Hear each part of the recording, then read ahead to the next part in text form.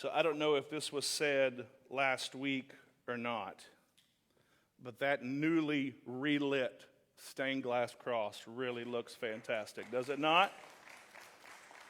We were blessed with a generous donation to do that while we were doing screens and all of that fun stuff. So it's really, really beautiful. And Carl Trimble, who did this stained glass, is planning to be with us next weekend for our celebration. So neat stuff. There's a temptation in our age, particularly in a culture that prizes the selfie, that prizes the story of the self-made person, to believe that our faith is entirely our own achievement. We tell ourselves, I chose this, I found God, I built my spiritual life. And in one sense, that's gloriously true. Faith can't be inherited, though, the way you inherit a last name or a bank account. There has to come some moment when you make the choice to surrender to a living God. Paul would have us understand something Timothy couldn't afford to forget. You did not arrive at faith alone.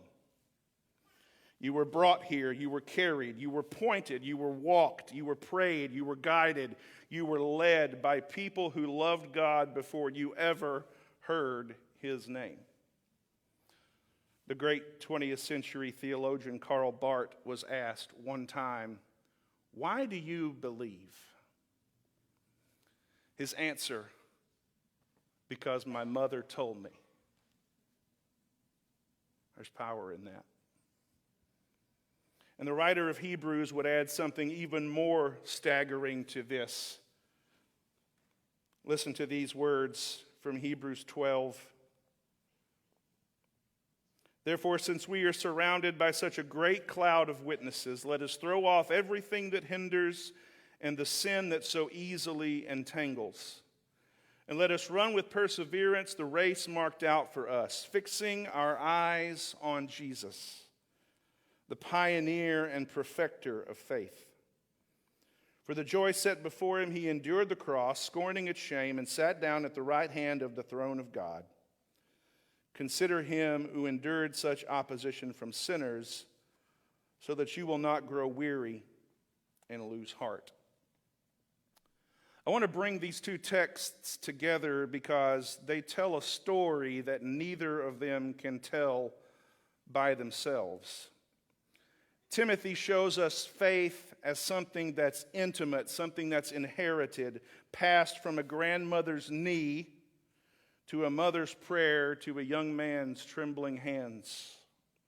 Hebrews shows us that same faith stretched across the whole of human history and presents this thundering gallery of men and women who refused to let go of God. Put them side by side and you begin to see this full picture of what it means to be disciples of Jesus Christ. You stand in a line that goes all the way back,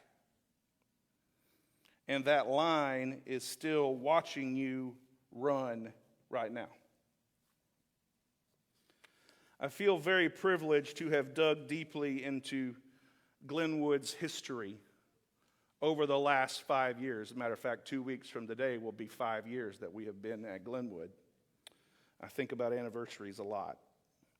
And the more I've dug into that, especially as we've been preparing for this 75th anniversary next weekend, I feel like I know so many of those who've come before us, those who have left a legacy of faithfulness and godly lives for us to observe and to use as examples for ourselves. I could tell you names that I've heard people who've been here for 67 years talk about.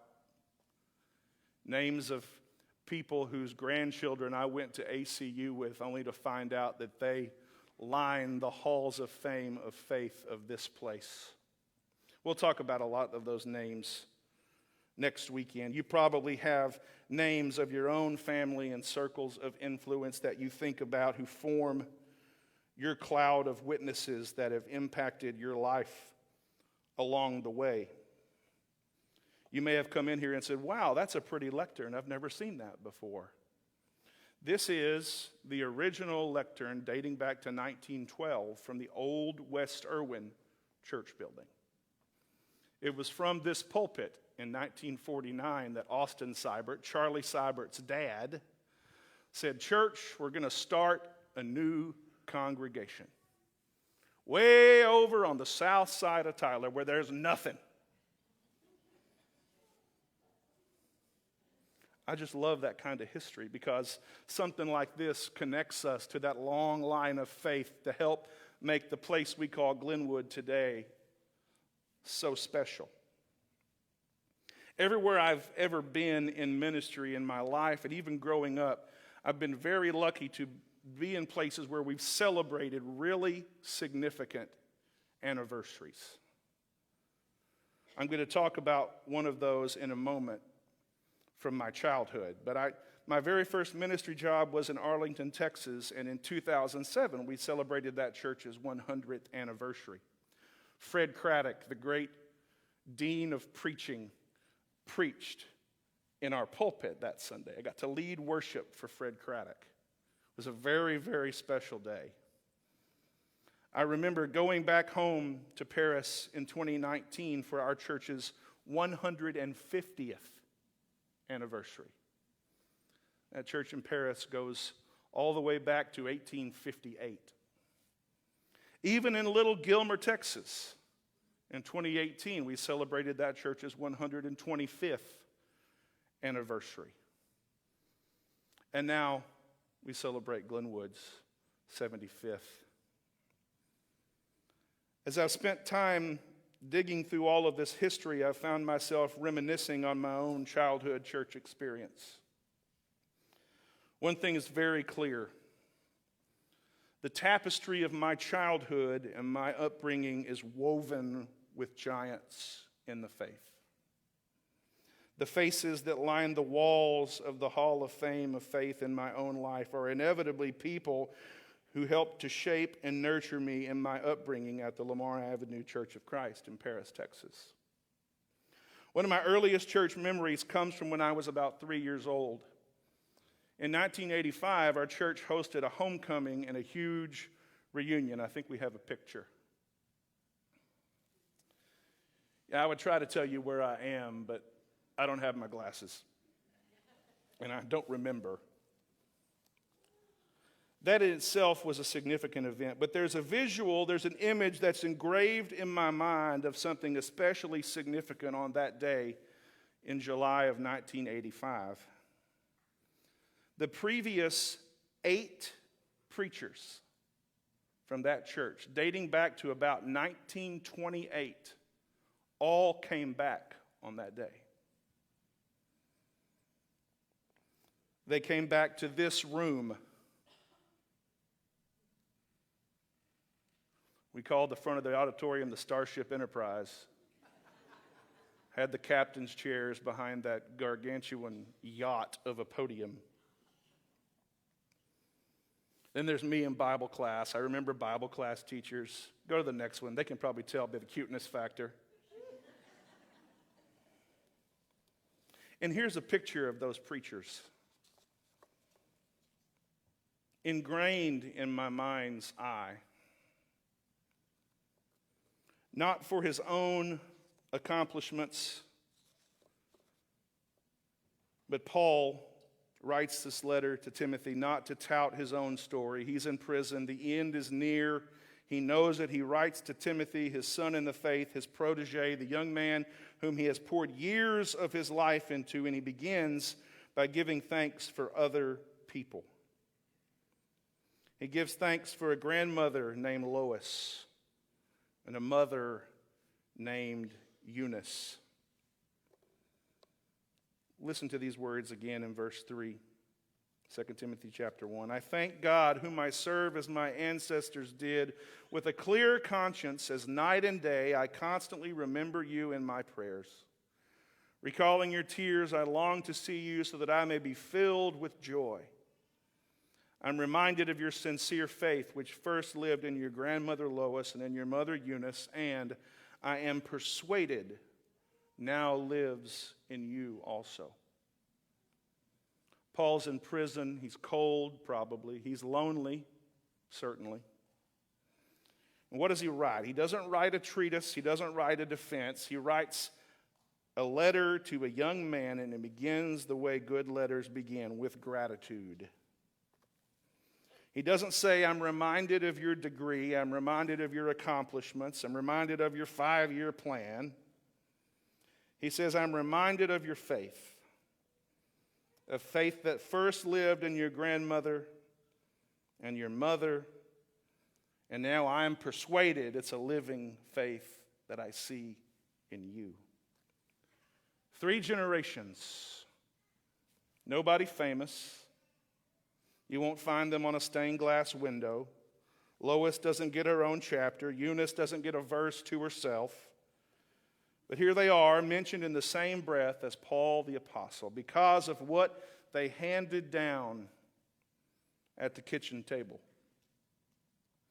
at nighttime prayers, and the way they lived when nobody was grading them. Isn't that the way faith usually travels? Not through the spectacular, but through the ordinary, through the repeated, unremarkable faithfulness of people whose names most of us will never know. Paul traces Timothy's DNA back 2 generations. He says, Timothy, before you had any idea who God was, before you could read a scroll, before you could quote a psalm, there was a woman named Lois who feared the Lord.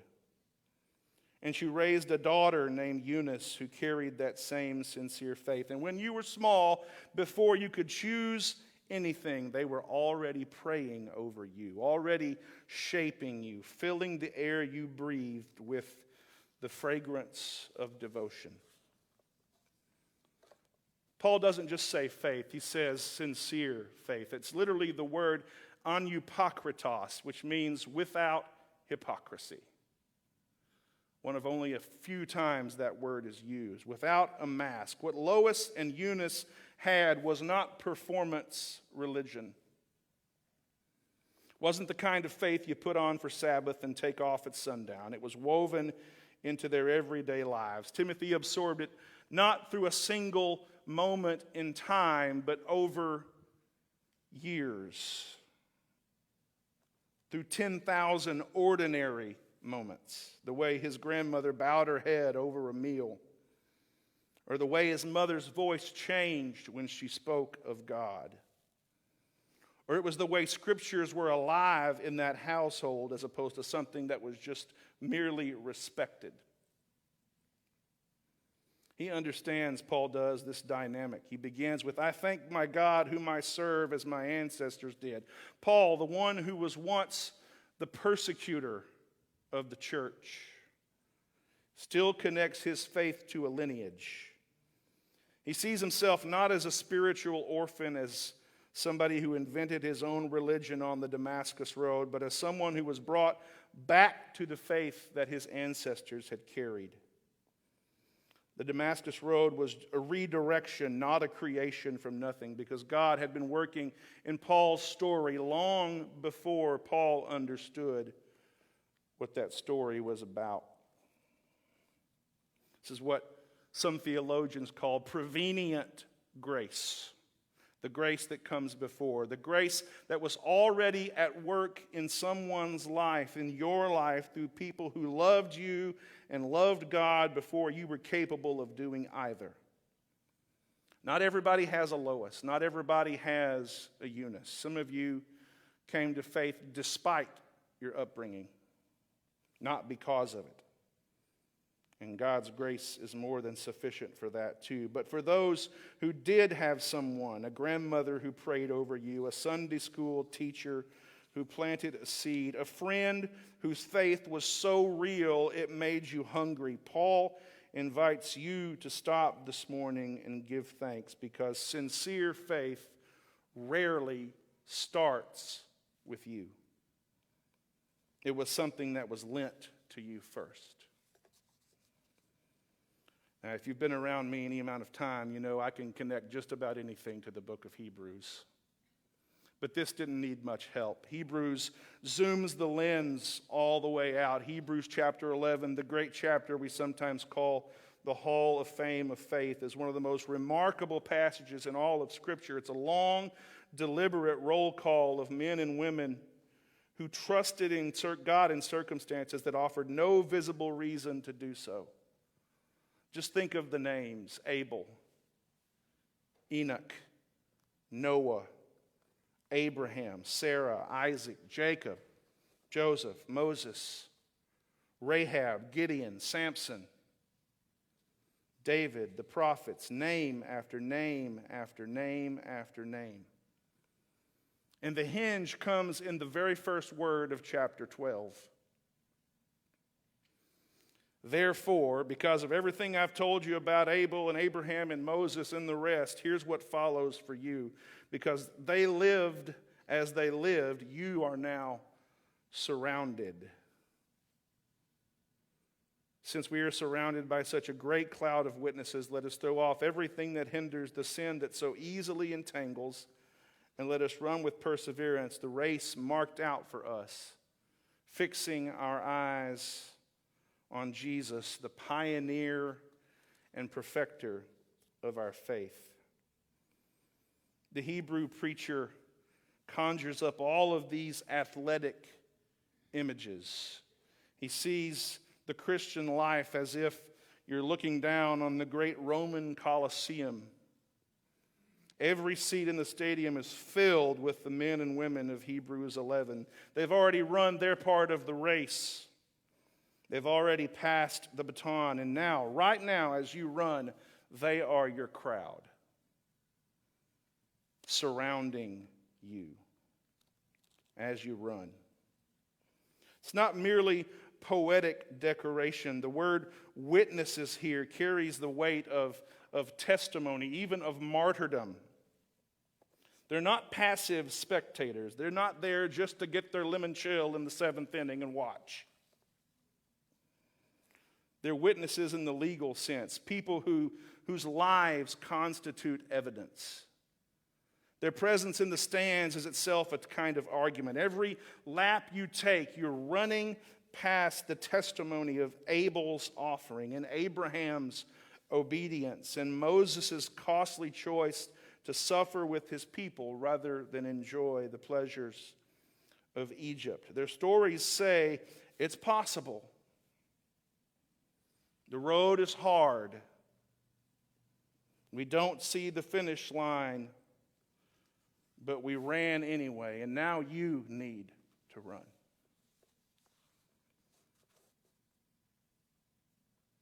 The cloud of witnesses is made up of people just like Lois and Eunice, real people who had real fears and real failures and real doubts, and who chose, despite it all,